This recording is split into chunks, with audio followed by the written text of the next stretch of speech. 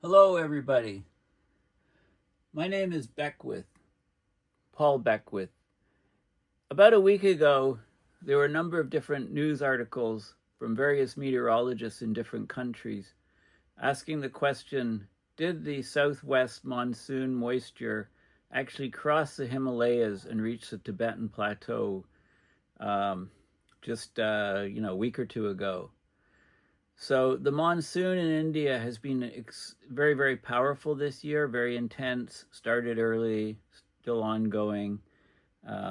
And it normally is at lower levels in the atmosphere. So, it's normally between about 1,600, 1,700 meters up to 2,000 meters maybe.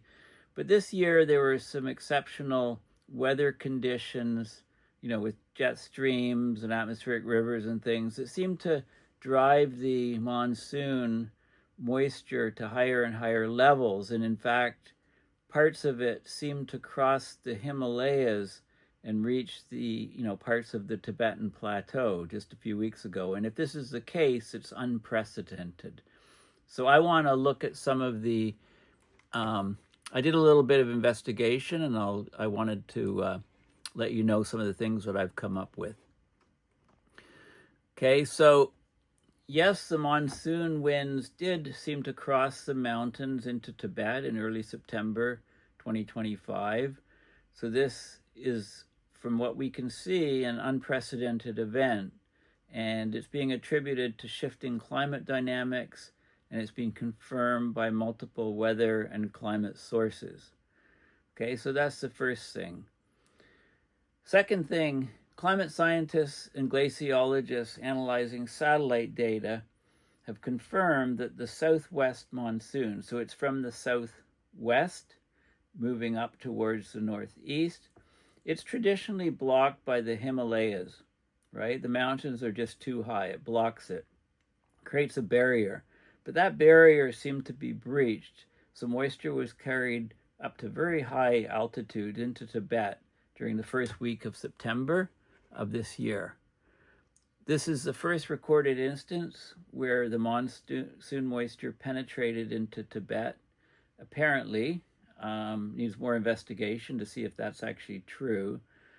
But it's very dry in the mountains, high in the mountains, because the moisture precipitates out before it reaches the high elevations. So this event that happened just a couple of weeks ago, it's been called extraordinary, potentially significant for future regional water security and weather patterns.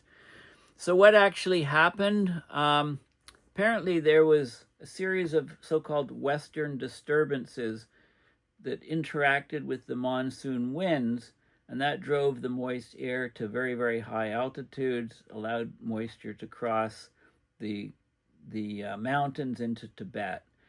And most of the information we have on this event happening is from satellite images. They show a clear migration of the moisture from over Himachal Pradesh, Uttarakhand, and Ladakh into the Tibetan Plateau. And there's a region called Zanskar, Zanskar. It's close to the divide of the mountains. They got over 100 millimeters of rain and even unseasonable snowfall during this event just from a couple of weeks ago. Okay, so this event's viewed as a direct consequence of climate change affecting South Asian weather systems, which there's been an increase in variability and intensity of hydrometeorological events, water, weather events. Local populations in Tibet and surrounding regions saw unusual precipitation levels and humidity, right? Normally it's typically very, very dry in September, but they didn't get that this year. So this is a very significant and important anomaly, which is going to need a lot of study. So it's basically a convergence of unusual factors, unusual weather factors that aren't normally seen in the region. So the key thing is, first of all, the monsoon's been pretty intense in India. Very, very intense, long duration, huge amounts of rainfall. And I'll talk about some of the details to follow in this video. But there's been a record number of these so-called Western disturbances. There's been 19 Western disturbances during the Southwest Monsoon season. Normally there's about 4 to 6. So we've got at least, maybe 3 to 5 times more disturbances than normal. So the dynamics, there's powerful dynamics going on in the atmosphere above India, and these are directly affected and interact directly with the monsoon winds, the moist monsoon winds. So the monsoon winds have been very strong, and there's been very intense uplift. So these disturbances being dragged along by the monsoon, that increases the vertical transport of air when they're pushed against the mountains. So the moisture-laden winds went to altitudes, it just says, over 2,000 meters, but in order to reach, through further in, it would have to go through valleys, mountain valleys and things, and reach, 3,000, 4,000 plus meters in order to be seen over the regions where the snow and precipitation occurred. The normal monsoon height is around 1,600 to 1,700 meters. So we went much higher than that, and we breached the Himalayan barrier. There's been a lot of atmospheric heating and expansion, temperatures well above norms in India, much more convective uplift, bringing moisture to higher altitudes. The collision of the western disturbances with the strong monsoonal advection, that's horizontal movement of air, led to warming, uplift, and expansion of the moist air. So it created clouds and moisture which spilled over gaps in the mountains, as seen from satellite monitoring. There is a possible involvement of atmospheric rivers and the subtropical jet in this region. So that needs to be looked at. Like I say, this event just happened, last week, basically. Some climate scientists have suggested atmospheric rivers or shifts in the subtropical jet stream to transport moisture beyond the Himalayas. So that needs to be looked at, of course, in more detail. I'll do a whole separate video soon on the phenomena of atmospheric rivers and how they're changing under climate change. So climate change underlies all of these things. It's contributed to more frequent and intense disturbances, these so-called Western disturbances. It's amplified the energy in the monsoon. There's more unpredictability, more variability, so rare events become more possible. So it's a synergy of different meteorological events. So let's have a look at what some of the articles have been saying on this particular phenomena. Okay, so first of all, this was an article from a month or so ago, South Asian Monsoon 2025, wetter, hotter, and more unpredictable. This is from Global Climate Risks. Okay, so they've had an intensified summer monsoon, temperatures forecasted up to 2 Celsius above normal, above average rainfall across India, Nepal, Tibet, and neighboring regions. And, of course, most of the flooding in South Asia, about 3/4 of it, occurs during summer monsoons. So there are mortalities from this. So June to August, Pakistan had deadly floods, intense monsoon rains. 260 people lost their lives. In North India, heavy monsoon rains triggered deaths from cloudbursts, flash floods, landslides. The state reported 25 cloudbursts and over 40 flood events. So like the sky just falls on you, basically, all the moisture in the sky. Nepal, 31 deaths, 151 injuries, 682 monsoon-related events. So the weather's just gone haywire there. +2 Celsius seasonal anomalies in temperature, above average rainfall.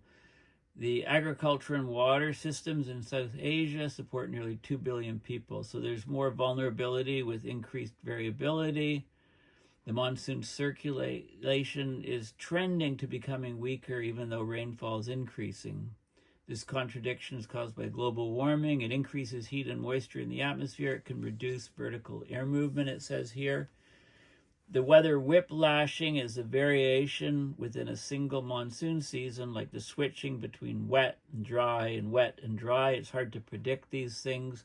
ENSO's playing a role. They talk about the polar warming, disrupting the jet streams, affecting the causing more erratic behavior.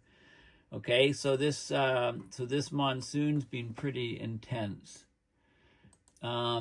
This is an update on the monsoon rains from just the end of August. Climate change definitely has intensified India's rains. So the monsoon this year, it was unusually severe. It arrived earlier than expected, caused widespread damage. Climate change has intensified it. There's been multiple so-called Western disturbances that contribute to extreme weather events. So these things, it arrived 14 to 18 days earlier than forecast. It pummeled different areas as it moved across India. Flash floods, really high flooding, erratic behavior. The monsoon, it says by end of August, it had already, the region had already seen 15 Western disturbances, right? And that number increased, as I mentioned in the introduction. And flash flooding and so on. So very intense monsoons being going on. This is the government of India, Earth System Science Organization. So what they have to say, this is a press release from just a few days ago, September 11, 2025, about different behaviors of the monsoon. But this is just over India. Okay, it talks about North India, Northwest India. It talks about all regions of India. So different rainfall amounts and departures and so on. So there's a lot of regional differences. Some areas, are only getting half the rainfall. Other areas are getting almost 40% more in other regions. Okay, so there's a lot of variability. They give forecasts and so on. So but it doesn't talk really about the monsoon crossing the Himalayas. So this is one of the articles. So I have a whole bunch of different articles. I'm just going to show you some stuff. So monsoon breaches Himalayas, moisture reaches Tibet. So southwest monsoon winds cross the Himalayas, carried moisture into Tibet. It's normally blocked by the mountain barrier, right? But Tibet's largely dry. So when it's blocked by the mountain barrier, the rain the clouds have nowhere to go. I mean, they deposit their rain in India, Nepal, and Bhutan while leaving the area, but Tibet's largely dry. But it's mostly, there's not a lot of weather stations up in Tibet. Satellite images show the moisture drifting into the Tibetan Plateau. And it's a very rare occurrence, possibly unprecedented. It's been related to global warming, increased weather disturbances. Okay, so it's an extraordinary and potentially significant for South Asia's weather and ecosystem. So let's look at the region where we are. This is the region, Zanskar is this region right here. Okay, elevation, actually, look at the elevation down here, 30 meters. But here's where we are. So the moisture has come right in and made it up to there, probably through different valleys and routes, but it's still got to cross. This is 3,700 meters. There's some 4,000 meters. Okay, it still has to go extremely high in order to get up to this region. I'm going to back off a bit, and you can see, India here. So this is the so the winds are from the southwest moving to the northeast, and there was so much moisture from the so-called Western disturbances added to the monsoon, advected that moisture up. It reached the mountains and got uplifted. It was already at higher than normal levels, anyway, some of it made it up into here, 100 millimeters of rain and snow in this region. So the barrier, normally it's very, very dry up here, and you get tremendous rainfall here. So the contrast is enormous because of the topography. But, you know, the so-called Himalayan divide was breached because of the intensity of these of the moisture, and it probably atmospheric rivers were associated and/or the jet stream. But I'll have to talk about those in a future video. This is Earth Null School. You can kind of look at the you know, what's going on with the winds, and you can what's going on now, you know, and you can see, you can go back to the dates. This is September 16th. You can go back to the dates. You can scroll back a day, you know, a day. You can scroll back in time, or just go here and set the date. So this is like September 1st. Conditions on September 1st, and if you can advance forward, and we're talking about the breaching up, these winds up here. This is ground level winds. You can go up to various, you know, you can look at what the jet streams are doing back in this time, for example, and see, you can see, you know, this, I think you could see, you know, we're up here. Is it this moisture being carried up by here? This is September 3rd. Maybe this shifts down over time. Sorry, I'm hitting the wrong button. September 4th, September 5th. You know, maybe, I'm guessing it probably happened about here. I don't know. I mean, is this part of the phenomena? Anyway, you can play around with Earth Null School and have a look. Some of the other articles. Monsoon crosses the Himalayas into Tibet. Are bigger disasters ahead. Okay, so there was a lot of noise about this about a week ago. Then it dropped off the map, being replaced by other things. But basically, satellite images, field studies point to global warming and an unusual rise in Western disturbances. So a lot more than normal, as I mentioned.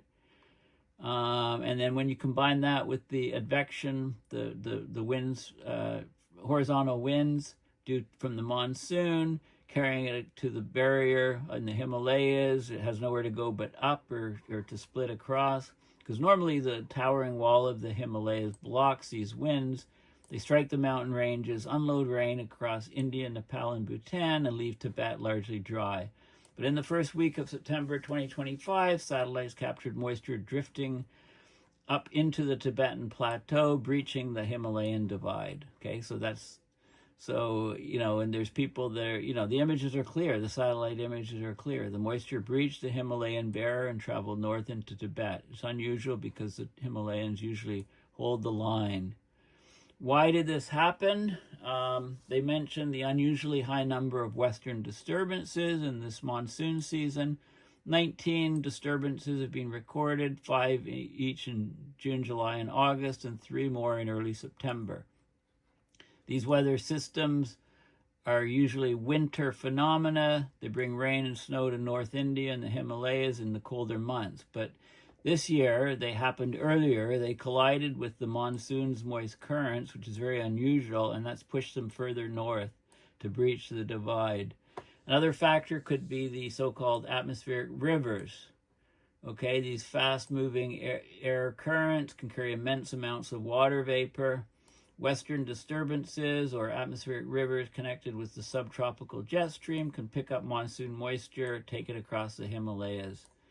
Okay, global warming, steady rise in greenhouse gases, heated land and ocean, so very, very hot temperatures, stronger updrafts, right? Thinner snow and ice cover over the Himalayas and Tibet. This opens corridors for moisture to pass. It says stronger winds at the Himalayan foothills now lift moisture higher than normal, can trigger cloudbursts in valleys, allow vapor to escape across the ranges.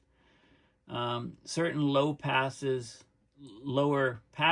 and corridors within the Himalayas can act as gateways, but they need to be looked at and studied in more detail. Anyway, the monsoon crossing into Tibet carries far-reaching consequences. It is, first of all, an evidence of a shifting climate. Okay, so for centuries, the Himalayas have served as a climatic wall. That shield appears weaker now. If the barrier fails, South Asia's weather cycle could undergo long-term changes. Okay, so in Tibet, where rainfall is scarce, the sudden arrival of monsoon moisture could gradually transform ecosystems. Right, a wetter Tibet could also accelerate glacial melt, change the flow of rivers that feed millions downstream. For India, there's deeper concerns. The monsoon delivers nearly 80% of the country's rainfall, just in the seasonal monsoon. So that, of course, is crucial for agriculture, water supply. So if part of this moisture bypasses India and flows into Tibet, rainfall within India may decline. That would threaten a lot of different things. So anyway, there's no quick conclusions on this, but there are some severe implications if it becomes a regular phenomena. As of now, it's the only time it's happened. It's unprecedented. There are a few more articles. I'll just look at the headlines. Monsoon crosses Himalayas into Tibet. Bigger woes ahead. The links are all in the description. I think I showed that one already. And there's lots of stuff on Reddit for what's happened. Monsoon miracle or meteorological disaster. Southwest winds defy Himalayan barrier, reach Tibet. Okay, so there's lots of stuff on here. The Himalayan shield weakening. Now, I tried to look at some weather data. There are National Geographic has this website for Mount Everest weather data, and there's a whole bunch of different stations, which kind of leads to the interesting question, what weather station is at the highest elevation? And then that's another question is, if jet streams are coming along, do we actually have some weather stations on top of mountains that are right in the jet stream before it splits and divides on these high elevation mountain ranges? Anyway, this data, it all goes back to 2023. So they got funding. They did this, had all these weather stations on Everest, but there's not current data on them. But it does beg the question: what is? I think in China they have the world's highest elevation weather station. Probably worth a separate video on what sort of things it's finding. Anyway, thank you for listening. Please go to my website, paulbeckwith.net, and donate to PayPal to support my research and videos. And I'm on a plethora of social media sites. I have Patreon. I'm trying to post on all kinds of different sites and do reels and do TikTok videos and stuff. So, if you're on any of these social media things, just search for my name, Paul Beckwith, no spaces. Is my most common handle on all of these different social media sites. So thanks again for listening, and bye for now.